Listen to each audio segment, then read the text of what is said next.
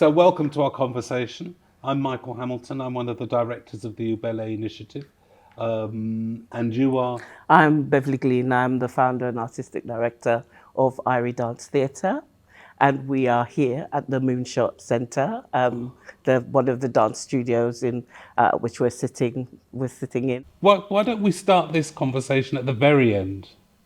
Because that's in a way that's where we got to, and then we'll come back to stuff. But I was really enjoying just talking about, I suppose, the relationship between you and IRIE and how that relationship ends or changes and where you end up and who you end up being.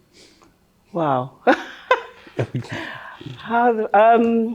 Where the relationship ends.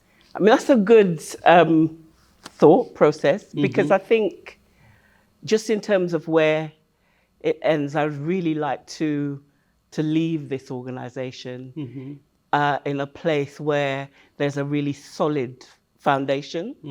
So whoever comes after me have something to build on, or to take to another level.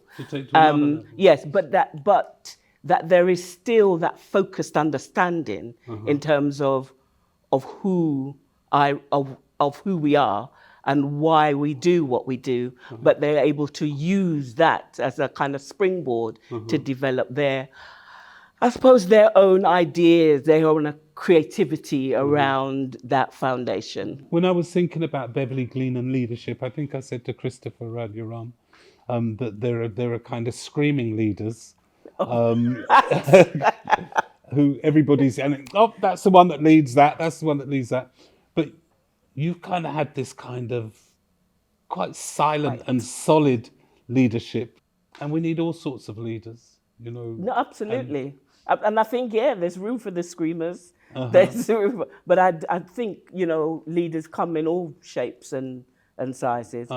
And so quite often people will come into the building and they won't even know that I'm the artistic director, because how we flex as an organization has a very kind of communal, collective feel. But I think that, I might move on and, somebody else with very different way of kind of managing and leading may come into the organization. But I think as long as that vision and that mission is solid, then, you can't go wrong. You shouldn't go wrong. But the governance too, that wraparound is key. So you built a community, and then you found the resource to hold that community in terms of space, and you found the resource to hold that community in terms of finance. You applied for an Arts Council grant, and you were holding leadership. What did that mean? What does it mean that you were holding leadership? Yeah, but the thing was, I mean, I didn't realize at the time that I was a leader. Right. I mean, I think years later, when kind of people come back and say, "Oh, you were leading a process there," but actually, I was just doing what I felt came naturally to me, but also it was a kind of there was that vision of wanting people to understand what I was doing as a dancer and the dance language that I kind of wanted to put out there. So I was leading, yes, but I don't think I really You wouldn't have given it understood. that language. No way. I would not have called myself a leader in that context. Is there anything about your leadership journey that you think that you'd like to share? Oh gosh, I mean,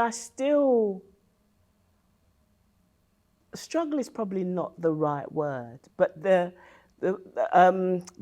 label of leadership, because for me it's really always been about kind of just knowing yourself and trying to understand as best as possible the people that work with you, and kind of just honing into their skills and talent, and finding a way of allowing that to be part of the overall structure. So not to micromanage, but also just give people enough room to develop their skills, but at the same time make sure that they're kind of working within the certain parameters of the organization.